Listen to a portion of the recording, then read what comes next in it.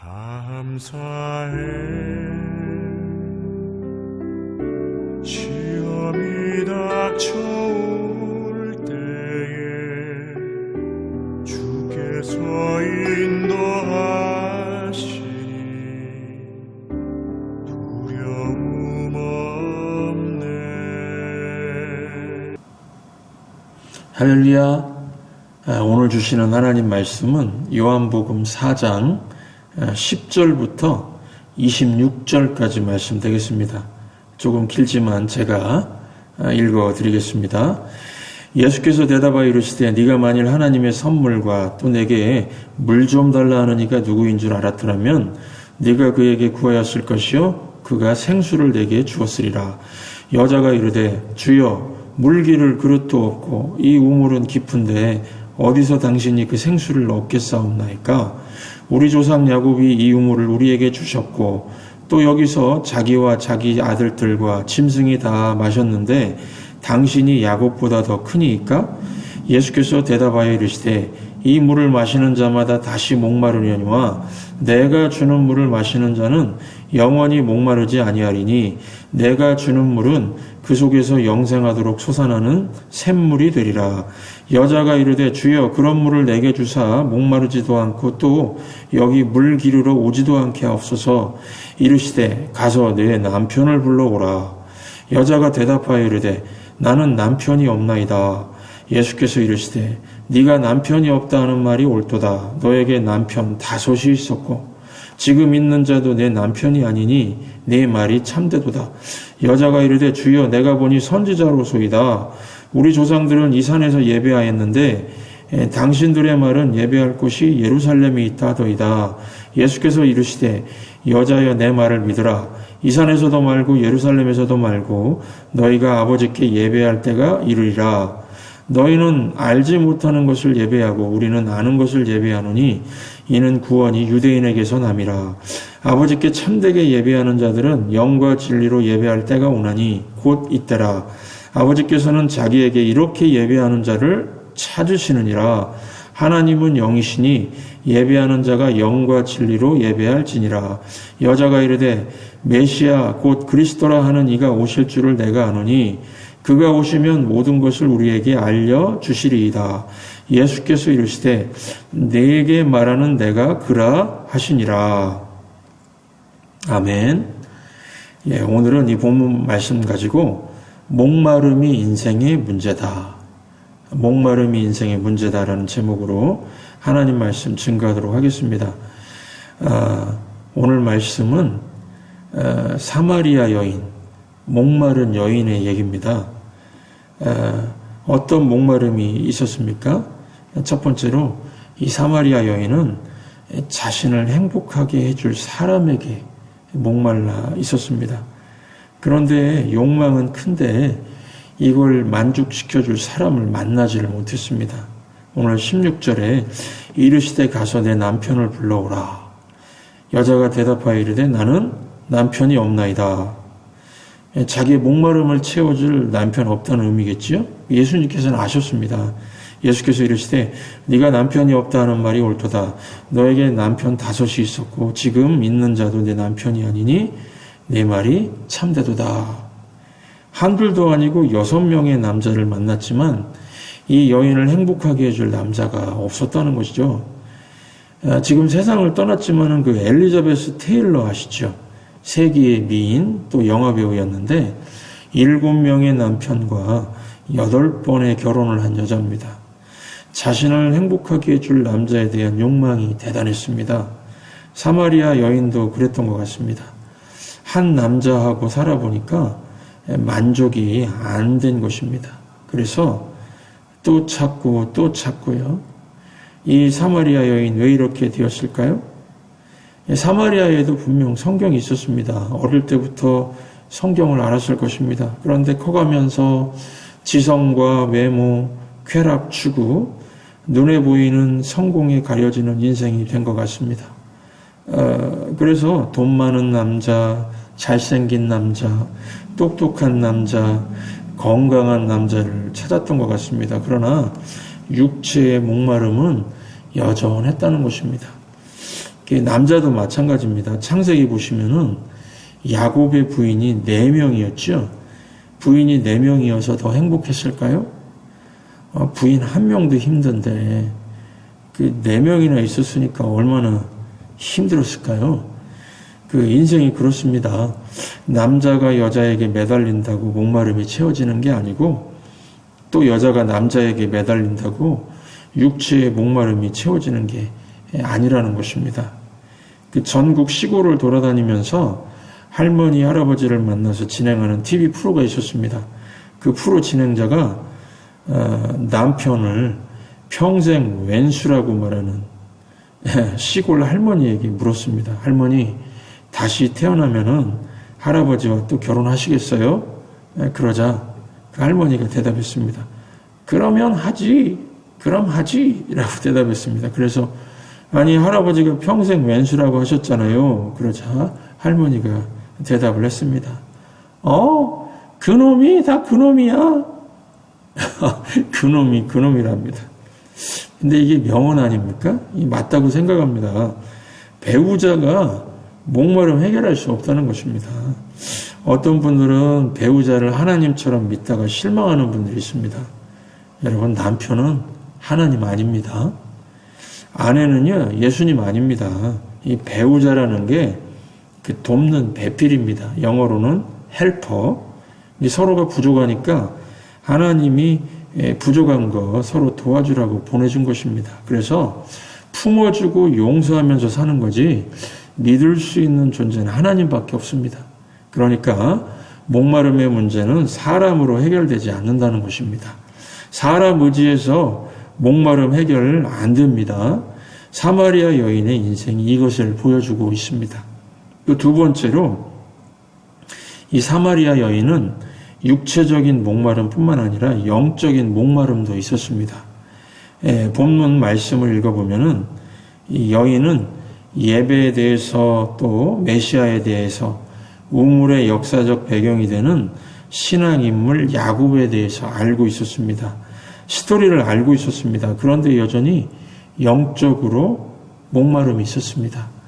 12절 보시면 우리 조상 야곱이 이 우물을 우리에게 주셨고 또 여기서 자기와 자기 아들들과 짐승이 다 마셨는데, 그러니까 아브라함과 이삭과 야곱 하면은 이스라엘의 조상들 아닙니까? 신앙의 세계관에서 알고 있었습니다. 또 20절 우리 조상들은 이 산에서 예배하였는데 당신들의 말은 예배할 곳이 예루살렘에 있다더이다. 유대와 사마리아가 갈라지면서 사마리아 사람들은 예루살렘에 가지 않고 자체적으로 모여서 예배를 드리던 장소가 있었습니다. 사마리아 여인도 소시적에는 거기서 예배했겠죠? 그런데 목말랐다는 것입니다. 그러면서 여자가 하는 얘기가 25절 여자가 이르되 메시아 곧 그리스도라 하는 이가 오실 줄을 내가 아노니 그가 오시면 모든 것을 우리에게 알려주시리이다. 장차 이제 미래에 메시아가 오면은 예배를 회복시키고 하나님을 만날 수 있게 하고 영원히 목마르게 하지 않도록 생수를 주실 것이라는 구약의 예언의 말씀도 알고 있었습니다. 그런데 이같이 지식은 있는데 현실은 어떻습니까? 영적으로 목마른 여자였습니다. 여러분, 밥에 대한 지식만으로는 배부르지 않습니다. 불고기에 쌈 싸 먹으면은 맛이 있고 배가 든든한다는 것을 압니다. 알기만 하면은 뭐 하나요? 먹어야 배고픔이 해결되죠. 예배에 대한 지식, 또 뭐 하나님에 대한 지식만 있으면 뭐 합니까? 지식만으로는 배부르지 못합니다. 생수가 되시는 예수님을 만나지 못하면은 해결될 수가 없다는 것입니다. 예수님을 만나고 영접해야 됩니다. 그분과 교제해야 됩니다. 그래야 영적인 목마름이 해결된다는 것입니다. 그러므로 세 번째, 이제 결론적으로 말씀드리는 것은 목마름은 사람 의지한다고 되는 게 아니고 또 지식만 갖고 있어서 되는 게 아니고 예수 그리스도를 만나야 해결이 됩니다. 그 일을 누가 해야 됩니까? 성도가 해야 되고 교회가 해야 합니다. 여러분, 인생은 결국 이 목마름이 근원적인 문제입니다. 본문의 사마리아 여인의 인생, 동기는 목마름을 해결하려고 했었는데 이 남자 저 남자 만나면서 도덕적으로 지탄받는 여자라고 그래서 사람들이 따돌리는 고독한 여인이 되었습니다. 남편 열어두었다는 것 때문에 사회에서 교제에 단절이 왔습니다.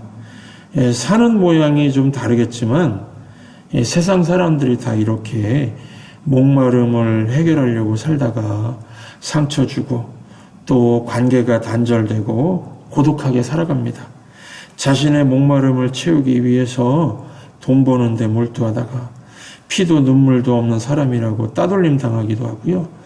또 목마름을 위해서 권력을 손에 쥐려다가 배신을 당하고 고독해지기도 하고 목마름을 채우기 위해서 인기를 추구하다가 나중에는 우울증에 시달리고요.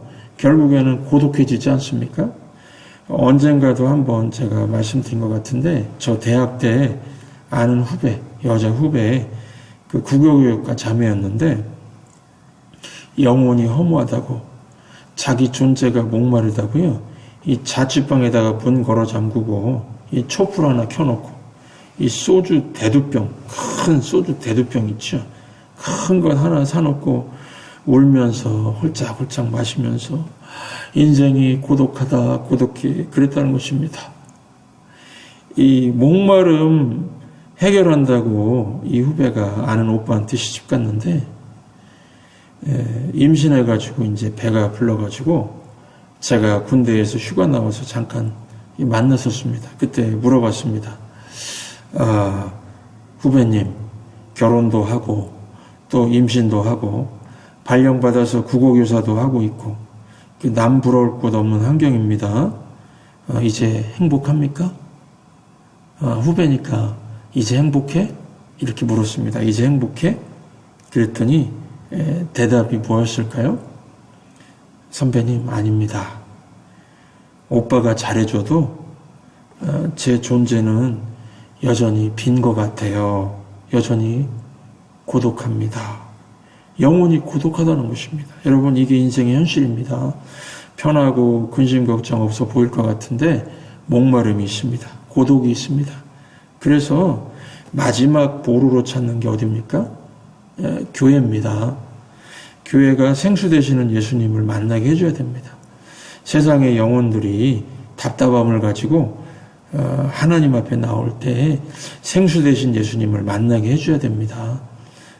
그런데 문제는 많은 교회들이 이것을 해결해 주지 못한다는 것입니다. 제가 이 수평이동이 많은 교회에서 사역을 하면서 느낀 것은 목마름과 고독, 상처를 가지고 나온 사람들이 교회 사람들에게 위로를 얻지 못하더라는 것입니다. 내 안에 문제가 있고 어려움이 있어서 찾아왔을 때 적어도 교회 성도들은 위로자가 되어야 하지 않겠습니까? 상처받아가지고 교회 왔는데 그 상처에다가 나는 세상의 소금이다 그러면서 소금을 막 뿌립니다. 이 소금 뿌리면 얼마나 아픕니까? 그러면 그 영혼이 얼마나 고통스럽겠습니까? 교회와 성도가 목마름과 고독의 문제를 해결하려면은 이 덮어주는 사랑이 필요합니다. 그러면요, 이 사람들은 자신의 죄를 스스로 발견합니다. 죄는 지적해서 알려주는 게 아니고 사랑을 통해서 스스로 깨닫는 것입니다. 사랑이 죄를 회개시킵니다. 그런데 이걸 실천하지 못하고 이 정죄하듯이 하니까요. 안 믿는 사람한테 당신은 죄인이야. 당신은 지옥 가는 게 마땅해. 뭐 이렇게 정죄하듯이 하니까 변화가 되지 않고 관계만 나빠지는 것입니다. 여러분 잘 아시는 장발장 있죠? 장발장의 회개를 생각해 보면 그 수도원의 사제가 덮어주는 순간 회개하고 변화됐습니다. 빵 한 조각 때문에 세상은 자신을 저주하고 감옥에 넣었지만은 하나님의 사람은 은초 때 훔쳤어도 사랑으로 덮어줬습니다. 그러므로 우리 주변에 오늘도요 이 사마리아 여인처럼 장벽이 있고 또 육체적 영적인 목마름이 있는 사람들이 많지 않습니까?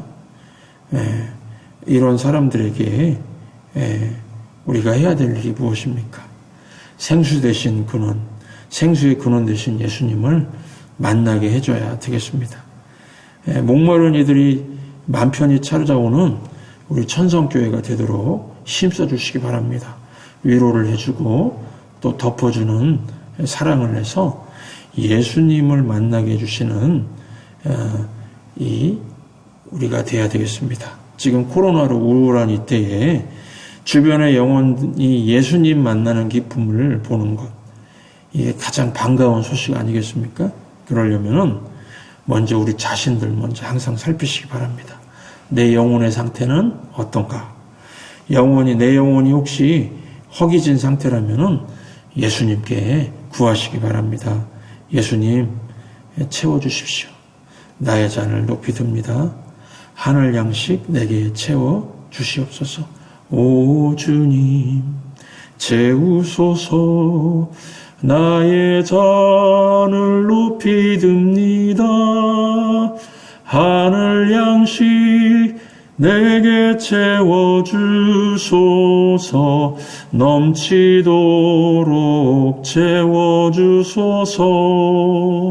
이렇게 기도하시면은 주님께서 오늘 또 큰 은혜를 채워주시고 사랑으로 충만케 해주실 줄 믿습니다. 이런 복된 하루 되시고 주변에 믿지 않는 사람들에게 사랑으로 다가가서 그들도 행복하게 만드는 귀한 삶을 사시기를 주의 이름으로 축원합니다. 감사해.